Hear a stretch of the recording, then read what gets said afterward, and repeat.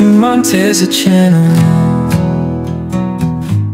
Di sebuah gang sempit di pinggiran kota kecil di Sumatera, tinggal seorang pemuda berusia 28 tahun bernama Amang. Rambutnya selalu acak-acakan, sandal jepitnya beda warna, dan wajahnya selalu punya ekspresi percaya diri yang entah kenapa tak pernah cocok dengan nasib hidupnya.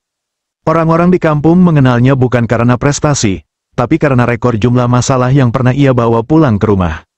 "Bang, itu Amang. Bang, kemarin bikin ribut lagi di pasar, gara-gara rebutan nasi padang gratisan pas acara kampanye," bisik seorang ibu-ibu kepada tetangganya di warung. Sudah bukan rahasia, Amang itu raja onar kampung, pagi tidur, siang nongkrong, malam ribut, entah ribut sama tukang parkir, preman pasar, bahkan pernah ribut sama kambing tetangga karena dikira maling rumput. Ayahnya, Pak Nasrun, sudah hampir kehabisan stok sabar. "Amang, kau itu umur udah lewat dari 1/4 abad, tapi kelakuan kayak anak ayam hilang induk." "Bukan ayam, ya, aku anak manusia," jawab Amang polos, sambil menyikat mie instan pakai sendok nasi. Sampai suatu hari, masalah datang dalam bentuk mobil sedan hitam yang mengkilap seperti loyang baru. Saat itu Amang lagi naik motor hasil pinjaman dari temannya, tanpa helm, tanpa SIM, dan tentu saja tanpa rem yang sempurna. Dia sedang berkendara sambil nyanyi keras-keras, karena susayang, sarela pergi jauh, saat tiba-tiba di tikungan, Brak. motor dan mobil tabrakan kecil, spion mobil terlepas, dan lecet parah di pintu samping. Dari mobil keluar seorang pria berdasi rapi, matanya melotot. "Kamu tahu ini mobil apa? Ini mobil Eropa." "Woi, oh, saya pikir mobil orang, Pak," jawab Amang refleks, mencoba bercanda sambil memegang lututnya yang ngilu. Pria itu tidak tertawa, ia malah minta ganti rugi 8 juta rupiah. Amang panik, ia akhirnya menyeret masalah itu ke rumahnya. Di rumah Amang duduk di ruang tamu, sementara si pemilik mobil menjelaskan semua kerusakan ke ayahnya. "Pak, saya bukan orang jahat, tapi saya rugi, saya minta 8 juta rupiah, itu pun udah harga teman." "Teman siapa? Kita bahkan gak kenal," celetuk Amang. "Amang, diam," bentak ayahnya dengan urat leher menegang. Ibu Amang yang mendengar langsung terduduk lemas. Ayah Amang, Pak Nasrun, memijat kening. "Pak, kita nggak punya uang sebanyak itu, bahkan beras aja nyicil di warung," kata ibu sambil menahan tangis. Pemilik mobil akhirnya menghela napas. "Saya ngerti, Bu, ya udah, saya nggak usah diganti, tapi tolong, jaga anak ibu, ya." Ia pergi, tapi meninggalkan ledakan kemarahan dari Pak Nasrun. "Amang, ini yang keberapa kalinya kau bikin malu keluarga? Kau pikir hidup ini cuma nongkrong dan bikin ribut? Aku kan cuma nyanyi sambil naik motor, ya, itu pun lagu cinta. Sana kau pergi, jangan balik sebelum kau bawa pulang pekerjaan." Dan begitu saja, Amang diusir dari rumah, tanpa baju ganti, hanya membawa tas selempang berisi colokan HP dan 3 bungkus mie instan. Malam pertama jadi tunawisma Amang tidur di pos ronda. Malam itu hujan gerimis. "Kenapa ya, Tuhan, hidupku selalu kayak sandal jepit copot. Maju ke depan kepleset, mundur ke belakang diinjak." Ia mengeluh sambil menyelimuti dirinya pakai banner bekas acara lomba balap karung. Namun, hidup belum selesai menghajarnya. Keesokan paginya, tukang parkir tempat ia biasa nongkrong bilang ada orang nyariin dia karena utang rokok dan mie goreng di warung yang belum dibayar. Lelah, lapar, dan terpojok, Amang akhirnya menyambangi rumah temannya yang paling loyal, Ucok, teman tongkrongannya sejak SMA yang sudah berhenti jadi preman dan sekarang kerja jadi kuli bangunan. "Di rumah Ucok, kau kenapa, Mang? Mukamu kayak kucing abis dikejar anjing." "Diusir, diserang masalah, ditinggal harapan, kau dramatis sekali, Bang. Tapi ya udahlah, numpang dulu di sini, tapi seminggu aja ya." Nenekku tidur di ruang tamu. Disinilah awal perubahan dimulai. Suatu malam saat mereka makan nasi goreng plastik, karena bungkusnya dari kantong kresek, bukan karena isinya, Ucok membuka obrolan. Mang, aku dengar tetangga sebelah ada info kerja TKI, katanya ke China, jadi buruh bangunan." "China, yang banyak lampion itu?" "Iya, tapi yang ini gak ada lampion, adanya tangga dan semen." Amang mengangguk pelan. Untuk pertama kalinya, ia berpikir, mungkin ini saatnya aku berubah, walau jadi TKI pun, itu lebih baik daripada jadi beban terus. Dan begitulah, langkah awal Amang menuju kehidupan baru pun dimulai, bukan dengan kemewahan, tapi dengan mie instan sisa semalam dan semangat setengah matang. Pagi itu, Amang duduk di teras rumah Ucok sambil ngunyah roti sisa semalam, bajunya kusut, celananya sobek di lutut, dan rambutnya seperti habis dipelintir baling-baling kipas angin. Dia menatap langit dengan pandangan hampa. Langit, kalau bisa kasih pekerjaan, tolong jangan yang bikin saya mati duluan. Ucok datang sambil bawa map plastik isi kertas-kertas penting. Bang, ini formulir buat kerja ke luar negeri. Aku udah tanya-tanya, katanya, mereka butuh buru-buru, kau tinggal isi nama, fotokopi KTP, dan ikut pelatihan seminggu. Habis itu, berangkat. Amang mengambil formulir itu, membacanya dengan alis mengernyit. Tempat kerja, proyek bangunan, pekerjaan, angkat semen, fasilitas, tergantung kondisi, maksudnya apa ini? Kalau hujan dikasih payung, kalau panas dikasih kipas. Kalau kau mau banyak pilihan, jadi bos. Kalau begini mah, yang penting kerja dulu, sahut Ucok sambil garuk perut. Amang ngangguk, mau gimana lagi, hidup sudah terlalu lama jalan di tempat, ia pun mendaftar. Selamat tinggal, kampung halaman. Seminggu kemudian, Amang berangkat. Di bandara, ia menitikkan air mata. Bukan karena haru, tapi karena bayar kelebihan bagasi gara-gara bawa kerupuk, dendeng, dan 2 bungkus sambal ulek. Harusnya aku bawa doa, bukan dendeng, gerutunya. Ia tiba di negeri orang dengan baju tipis dan jaket murah. Cuaca di sana dingin seperti kulkas bocor. Ia langsung ditempatkan di proyek bangunan di pinggiran kota besar. Pekerjaan berat, hidup tidak manusiawi. Barak tempat tidurnya sempit, bau semen, dan kasurnya setipis tisu toilet. Tiap pagi, ia harus bangun pukul 5, angkat-angkat semen dan pasir. Makan siangnya cuma nasi keras dan sup encer yang lebih banyak air daripada isi. Setelah 2 minggu kerja banting tulang, gaji yang dijanjikan tak kunjung datang utuh. Yang diterima hanya setengah, dengan alasan potongan biaya penempatan. Amang bingung, waktu bertanya ke mandor, jawabannya cuma, sudah aturan, kalau nggak suka, ya pulang, kalau bisa pulang, dari tadi juga udah pulang, gumam Amang dalam hati, sambil ngelus kantong kosong. Ia sadar, hidupnya di sana bukan bekerja, tapi bertahan hidup.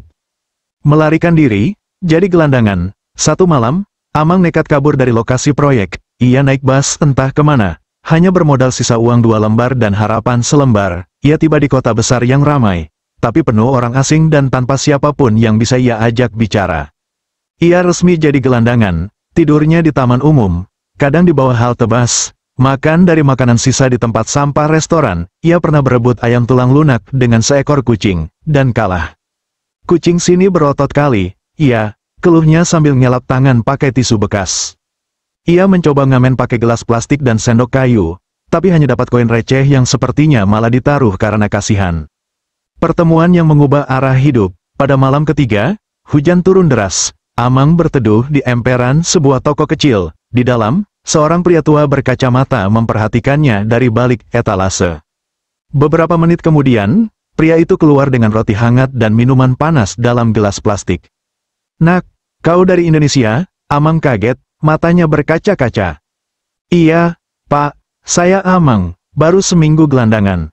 Saya Leman, dulu juga TKI, sekarang buka toko kecil. Kalau mau, kau bisa bantu-bantu di sini, nggak banyak yang bisa saya bayar. Tapi kau bisa tidur di gudang dan makan cukup." Amang langsung berdiri dan menjabat tangan Pak Leman. "Pak, roti ini rasanya kayak pelukan di tengah badai. Ya udah, besok pagi kau mulai kerja. Tapi jangan datang telat, saya ini tua, bukan sabar." Mulai hidup baru, perlahan, keesokan harinya, Amang mulai kerja di toko kelontong. Ia angkat-angkat karung beras, susun mie instan, sapu-sapu lantai, dan bantu antar barang. Kadang, ia salah susun barang. Sampo ditaruh di rak cemilan, sabun dicampur dengan kopi sachet. Tapi Pak Leman sabar, walau kadang mulutnya nyinyir. "Amang, ini toko, bukan taman bermain barang-barang nyasar." Setiap malam, Amang tidur di gudang belakang toko. Kasurnya tipis, tapi hangat, ada atap, ada harapan, ada roti. Dan di antara pelanggan yang datang ke toko itu, ada satu gadis yang tak biasa, Li Wei, yang akan jadi awal dari kisah cinta tak terduga. 3 minggu sudah Amang hidup sebagai anak toko, di tempat Pak Leman. Meski masih sering salah menaruh barang dan keliru memberi kembalian, ia mulai terbiasa dengan ritme hidup yang lebih tenang. Setiap pagi, ia membuka toko sambil nyapu halaman depan.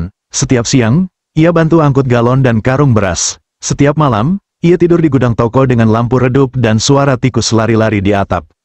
"Aku memang belum sukses, tapi setidaknya tikus pun mau tinggal satu atap denganku," katanya suatu malam sambil menulis diari di belakang nota kosong. Kedatangan pelanggan misterius. Suatu hari, sekitar jam 3 sore, pintu toko berbunyi kringge. Lonceng kecil yang digantung di atas pintu selalu berbunyi setiap ada pelanggan masuk. Masuklah seorang gadis muda, wajahnya kalem, rambutnya rapi dikuncir ke belakang, pakai baju sederhana tapi bersih, ada semacam ketenangan yang terpancar dari wajahnya. Amang yang sedang mengatur stok sabun langsung berdiri. "Selamat datang, Mbak, mau beli apa? Ada promo mie instan, beli 5 dapat senyuman." Gadis itu tersenyum kecil, menatap rak minuman dingin. "Saya mau air mineral botol kecil 2, dan roti isi coklat 1. Amang langsung mengambil pesanan dan meletakkannya di atas meja kasir. "Roti coklat di sini enak, Mbak, pernah bikin saya lupa mantan." Gadis itu tertawa kecil, "Kamu lucu juga, ya, namanya siapa?" "Saya Amang, mantan anak pasar, sekarang anak toko." "Saya Li Wei." Amang mengangguk, walau nama itu agak asing di telinganya, tapi dia nggak berani banyak tanya. Setelah Li Wei membayar dan pergi, Amang masih bengong melihat pintu toko yang menutup pelan. Ya Tuhan, wajahnya kayak paket sembako, sederhana tapi menenangkan. Pertemuan yang berulang, besoknya, Li Wei datang lagi, dan besoknya lagi, dan besoknya lagi. Selalu sekitar jam 3 sore, kadang beli air mineral, kadang beli cemilan ringan, kadang cuma numpang beli permen 2 biji. Amang mulai curiga, tapi dalam hati, ia senang, mungkin dia suka sama roti coklatnya, atau sama yang jualnya. Setiap kali Li Wei datang, Amang berusaha tampil sopan dan lucu, ia mulai menyisir rambut, bahkan sempat menyemprot kolon hadiah dari Pak Leman, meskipun baunya lebih mirip pengharum mobil. Suatu hari, Li Wei bertanya, "Amang, kamu udah lama kerja di sini?" "Baru 3 minggu, sebelumnya, saya jadi pekerja bangunan, sebelumnya lagi, gelandangan, sebelumnya lagi, pengangguran, hidup saya itu kayak tangga darurat, nggak pernah mulus." Li Wei tersenyum, tapi kali ini senyumnya beda, ada rasa kagum yang diam-diam terlihat. Obrolan yang lebih dalam, mereka mulai sering ngobrol, tentang hidup, tentang keluarga, tentang mimpi, dan tentang ayam geprek, karena Amang selalu bawa topik makanan. "Aku pengen buka warung ayam geprek nanti, namanya, Ayam Menyesal." "Kenapa, menyesal?" "Karena ayamnya pedes banget, orang yang makan bisa nyesel sambil nambah." Li Wei ngakak, "Kamu aneh, tapi menyenangkan." Mereka duduk di depan toko, minum teh botol dan makan roti. Kadang diam, tapi tidak canggung. Dan di antara kesederhanaan itu, benih perasaan mulai tumbuh, walau Amang tidak berani berharap lebih. "Dia terlalu cantik buat aku." Batinnya, "Aku ini siapa? Bekas tukang galon dan mantan anak yang diusir dari rumah." Pak Leman mulai curiga. Suatu malam, Pak Leman menatap Amang yang lagi nyapu toko sambil senyum-senyum sendiri. "Amang, kau suka ya sama pelanggan yang sering datang itu?" Saya, enggak, Pak, cuma, ya, kagum aja, dia orang baik." "Kagummu udah kelewatan, tadi kau nyapu sampai ember kau peluk juga." Amang langsung merah padam. "Pak, menurut Bapak, kalau saya suka sama dia, saya pantas nggak?" Pak Leman menghela napas, lalu duduk di kursi kayunya. "Amang, di dunia ini, yang nentuin pantas atau enggak itu bukan status, tapi hati. Tapi kalau kau serius, jangan cuma bisa ngomong, buktikan, bangun hidupmu." Amang terdiam, kata-kata itu nancep, sebuah pertanyaan mengejutkan. Beberapa hari kemudian, saat toko hampir tutup, Li Wei datang lagi, kali ini tak banyak bicara, hanya membeli 1 botol air, lalu duduk di bangku depan toko. "Amang, kamu pernah percaya nggak, kalau orang biasa bisa punya hidup luar biasa?" Amang menatap matanya, "Serius, kalau yang kamu maksud luar biasa itu punya uang banyak, aku belum, tapi kalau punya alasan buat hidup lagi, mungkin sekarang aku udah punya." Li Wei tersenyum, tapi tatapannya agak berat. "Amang, kalau aku kasih tahu siapa aku sebenarnya, kamu masih mau ngobrol sama aku kayak biasa, asal kamu bukan dukun?" "Aku nggak masalah." Mereka tertawa, tapi di balik tawa itu, sebuah rahasia besar mulai mendekat, dan hidup Amang, yang dulu tak jelas arahnya, akan segera berubah selamanya. Hari itu langit kota tampak mendung, angin berhembus pelan, membawa aroma hujan yang menggantung di udara. Di depan toko, Amang duduk sendirian, menyusun nota belanja yang belum dicatat. Telur 1 rak, sabun cuci, sarden, dan roti isi coklat 2. Ia menghela napas, roti coklatnya aja rajin datang tiap hari, yang beli, udah 2 hari gak muncul. Sejak percakapan terakhir mereka, Li Wei tidak datang, Amang mulai gelisah, ia merasa seperti seseorang yang menunggu bus tanpa tahu bus itu benar-benar ada atau tidak. Kabar yang mengejutkan 3 hari setelahnya, saat Amang sedang menyapu lantai toko, Pak Leman datang sambil membawa koran. "Mang, sini deh, lihat ini." Amang menghampiri, lalu melihat halaman depan koran tersebut. Di sana, terpampang foto seorang pria muda berdasi dan seorang gadis bergaun putih yang tampak anggun. Judul beritanya, Sang Raja Teknologi dari Negeri Tirai Besi kembali, Zhao Rong pulang bersama sang adik. Amang membaca ulang kalimat itu, lalu menunduk pelan. "Pak, ini Li Wei." Pak Leman mengangguk. "Iya, namanya lengkapnya Li Wei Rong. Dia adik dari Zhao Rong, konglomerat teknologi, salah satu orang paling tajir di Asia. Perusahaan dia kayak, gabungan 5 warung sukses, dikali 1000, terus dikasih satelit." Amang duduk lemas di lantai. "Jadi selama ini aku ngobrol tiap sore sama adik Sultan? Ya ampun, Pak, pantas roti coklatnya gak pernah nawar. Kau baru sadar sekarang? Dari dulu aku curiga, dia datang selalu dengan sopir, tapi pura-pura jalan kaki dari gang belakang. Aku kira dia rajin olahraga. Rajin olahraga, itu bukan olahraga, Mang, itu strategi menyamar." Amang terdiam, seisi dadanya seperti dicampur antara rasa malu, bingung, dan perut kosong. Kunjungan tak terduga sore harinya, saat Amang sedang mengepel lantai sambil termenung, bel toko kembali berbunyi keringge. Li Wei berdiri di pintu, mengenakan sweater abu-abu dan celana panjang kain sederhana, wajahnya seperti biasa, tenang, kalem, tapi kali ini, tampak gugup. Amang langsung berdiri dan menunduk canggung. Saya baru lihat koran. Maaf ya, saya nggak tahu kamu siapa sebenarnya." Li Wei mendekat pelan. "Justru karena kamu gak tahu siapa aku, makanya aku nyaman ngobrol sama kamu. Kamu gak sok jaim, gak sok kagum, gak berpura-pura. Kamu, jadi diri sendiri." Amang nyaris tercekat. Ia menelan ludah pelan, lalu duduk di bangku depan toko. Li Wei duduk di sebelahnya. "Jadi, kamu adik dari orang terkaya itu ya?" "Iya, tapi aku juga manusia biasa, aku sering bosan di rumah, penuh aturan, penuh orang yang cuma peduli karena uang kakakku, makanya aku kabur pelan-pelan ke toko ini, cari rasa normal." Amang menatap ke bawah. "Tapi aku bukan siapa-siapa, aku ini mantan pengangguran, mantan gelandangan, dan sekarang kerja bantu-bantu toko. Kamu sendiri lihat, hidupku nggak mewah." Li Wei tersenyum, "Justru itu yang bikin kamu beda. Kamu jujur, kamu kerja keras, kamu gak berusaha jadi orang lain. Tapi kakakmu pasti gak bakal setuju kalau kamu dekat sama orang kayak aku." Li Wei terdiam sebentar. "Ya, dia memang keras kepala, tapi aku yang jalanin hidupku, bukan dia." Ancaman dari sang kakak 2 hari kemudian, toko Pak Leman didatangi 2 mobil hitam mewah, sopir dan 2 orang berbadan tegap turun, lalu menghampiri. "Amang, benar, iya, ada apa ya, bos kami ingin bicara, sekarang." Amang dibawa ke sebuah restoran mewah. Di sana, duduk seorang pria muda berpakaian elegan, wajahnya tajam, sorot matanya dingin. Ia adalah Zhao Rong, kakak Li Wei.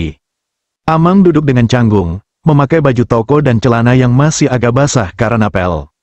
"Saya tahu kamu dekat dengan adik saya. Saya tidak suka." "Saya juga gak suka dicurigai. Tapi ya gimana, saya gak punya kuasa buat ngatur hati orang." Zhao Rong menatap tajam. "Saya tidak percaya pada orang yang tidak punya arah hidup. Buktikan bahwa kamu bukan parasit. Kalau kamu bisa buktikan dalam waktu 6 bulan, saya tidak akan ganggu hubungan kalian."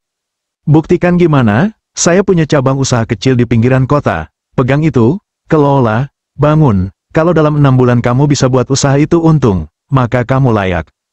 Amang mengangguk pelan. "Saya terima tantangannya, tapi bukan karena saya pengen uang atau status. Saya cuma pengen buktiin, saya bukan lelaki gagal." Langkah menuju ujian. Setelah pertemuan itu, Amang pamit pada Pak Leman. Ia harus pindah ke daerah baru, membawa semangat baru. Diantar dengan koper bekas dan sepasang sandal yang baru dibelikan Pak Leman, ia memulai babak hidup yang benar-benar berbeda. "Aku mungkin pernah hidup di emperan, tapi kali ini, aku akan bangun dari lantai yang kukehendaki sendiri." Dan begitu, dimulailah perjuangan Amang membangun kembali harga dirinya, bukan demi kekayaan, tapi demi cinta yang tulus dan kesempatan untuk jadi manusia yang layak dihargai. Daerah tempat Amang dikirim oleh Zhao Rong bukanlah kota megah dengan lampu terang dan gedung tinggi. Tempat itu kecil, agak terpencil, dan sepi. Namanya Sinpu, daerah industri kecil yang diapit oleh gudang dan pabrik. Di sana berdiri sebuah toko kelontong tua, catnya mengelupas, lampu depannya kedap-kedip seperti minta ganti. Disinilah Amang akan membuktikan dirinya. Disinilah ia akan membangun sesuatu dari nol lagi. Toko kacau, semangat aut-autan. Hari pertama, Amang membuka toko itu dengan penuh semangat, tapi semangat itu langsung kempes begitu masuk ke dalam. Toko itu berantakan, stok barang tidak rapi, kulkas rusak, bahkan ada tikus yang menyambutnya di rak sarden. Amang mengibas-ibas sapu sambil bergumam, tikusnya lebih dulu jadi pemilik toko dari aku. Tak ada karyawan, tak ada pelanggan, yang ada cuma nota hutang menumpuk, dan sebuah laporan keuangan penuh angka merah. Namun Amang ingat kata-kata Pak Leman, hidup itu seperti nyapu toko, mau seberapa kotor, ya tetap harus disapu, kalau tidak, ya makin parah. Amang mulai dari hal kecil, bersih-bersih, betulin rak, ganti lampu, beli kulkas bekas, dan setiap malam ia cat dinding toko sendiri sambil nyanyi kecil. Biar toko ini kelihatan miskin, tapi minimal tidak kelihatan menyerah. Ide-ide gila ala Amang. Setelah toko mulai kelihatan layak, Amang mulai mikir bagaimana caranya menarik pelanggan, tapi ia sadar, toko sebelah lebih besar dan lengkap, ia tidak bisa saingan dari stok barang. Jadi, ia saingi dari cara promosi. Amang menuliskan beberapa tulisan di papan depan toko, yang isinya jenaka dan menarik perhatian warga sekitar. Awalnya orang cuma melirik, tapi karena penasaran, mereka mulai mampir. Ternyata selain tulisannya ajaib, Amang juga ramah luar biasa. Bu, beli mie ini bagus, minyak tahu kapan harus lembut dan kapan harus keras, cocok buat mantu. Pak, kalau beli 2 sabun ini, wangi rumah bisa bikin tetangga iri. Dari 1 pelanggan jadi 5 jadi 10, anak-anak pun mulai nongkrong di depan toko karena Amang sering bagi permen sambil nyeritain dongeng ngawur. Dulu saya pernah selamat dari ninja gara-gara nyodorin Ciki. Pelanggan setia dan toko yang bangkit. Sebulan kemudian, toko yang tadinya seperti tempat setoran kecewa, berubah jadi toko favorit warga sekitar. Bahkan karyawan pabrik sebelah mampir tiap istirahat untuk beli minuman dan curhat ringan. Mas Amang, bos saya galak sekali. Tenang, kalau bosnya galak, berarti gajimu harus kamu traktir ke sini. Itu hukumnya. Semua berjalan baik sampai suatu sore hujan besar turun dan atap toko bocor parah. Amang yang sedang menghitung stok mie langsung kena tetesan air di kepala. Wah, ini toko apa air terjun lokal? Tapi bukannya menyerah, Amang malah mengajak pelanggan ikut gotong royong. Ia tempel tulisan di depan toko. Siapa bantu tambal atap, gratis gula pasir 1 kilo. Hasilnya, beberapa warga datang bantu dengan semangat. Bukan karena gulanya, tapi karena mereka suka Amang. Ia bukan sekadar penjual, tapi sudah dianggap keluarga. Laporan keuangan yang mengejutkan. 4 bulan berjalan, Amang membuat laporan toko, dibantu anak tetangga yang jago komputer. Hasilnya, toko yang dulunya rugi, kini untung bersih per bulan, kecil, tapi stabil, hutang lama dibayar, bahkan mulai bisa stok barang baru. Dan untuk pertama kalinya dalam hidup, Amang mengirim uang ke orang tuanya di kampung. Pak, Bu, ini dari Amang.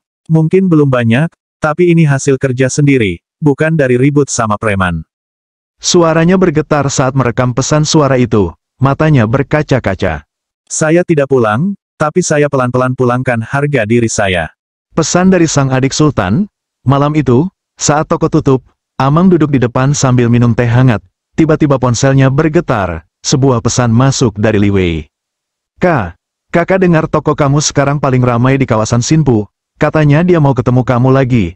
Siap, Amang membaca pesan itu pelan-pelan, tangannya gemetar, tapi matanya mantap. Kalau dulu saya diusir karena tidak punya tujuan, sekarang saya berdiri karena tidak mau menyerah. Ia menulis balasan, saya siap, bukan karena saya hebat, tapi karena saya tidak mau jadi alasan orang meremehkan saya lagi.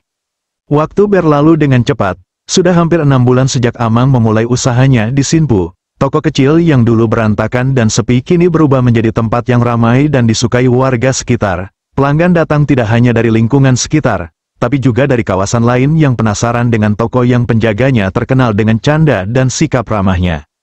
Namun di balik semua keberhasilan itu, Amang tahu waktunya sudah dekat.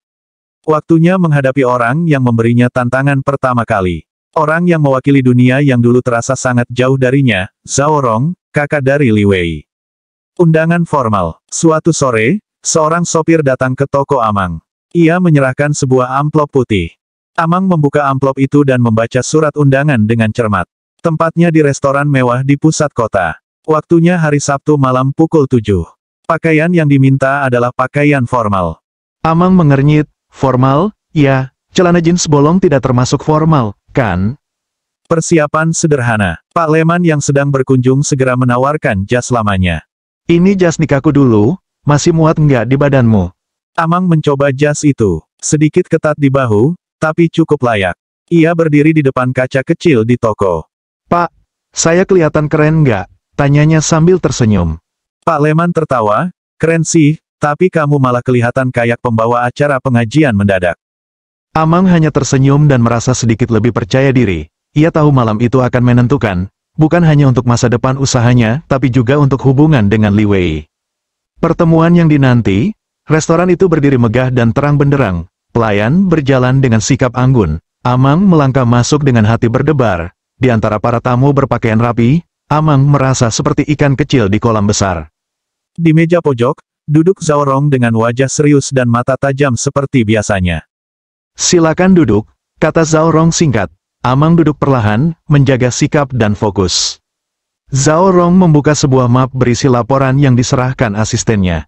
Usaha yang kamu pegang ini menunjukkan keuntungan dalam 3 bulan terakhir. Tidak besar, tapi stabil.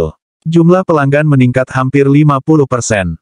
Ulasan warga lokal juga positif. Amang tetap diam, menunggu kalimat berikutnya. Zhao Rong menutup map dan menatap Amang. Saya jujur tidak menyangka. Saya kira kamu akan menyerah di bulan pertama. Amang menarik napas dalam-dalam. Saya nyaris menyerah, tapi saya ingat kenapa saya mulai. Saya tahu jika saya berhenti, bukan hanya toko yang runtuh, tapi harga diri saya juga hancur. Zhao Rong mengangguk pelan. Saya menghargai orang yang tahu bagaimana membangun sesuatu dari nol. Saya juga pernah mulai dari bawah, tapi saya tidak mudah percaya begitu saja, termasuk padamu. Amang menatap Zhao Rong dengan penuh tekad. Saya tidak minta kepercayaan, saya hanya minta kesempatan, dan saya sudah menjalani kesempatan itu sungguh-sungguh. Sejenak suasana hening, Zhao Rong lalu menyandarkan tubuh ke kursi dan berkata, adik saya, Li Wei, satu-satunya keluarga saya ingin dia bahagia. Kalau kamu benar-benar serius dengan dia, mulai hari ini saya tidak akan menghalangi. Amang menunduk hormat, terima kasih, tapi saya belum minta apa-apa, karena saya tahu, cinta bukan hak yang bisa saya klaim, saya harus pantas dulu. Dan saya masih belajar untuk pantas.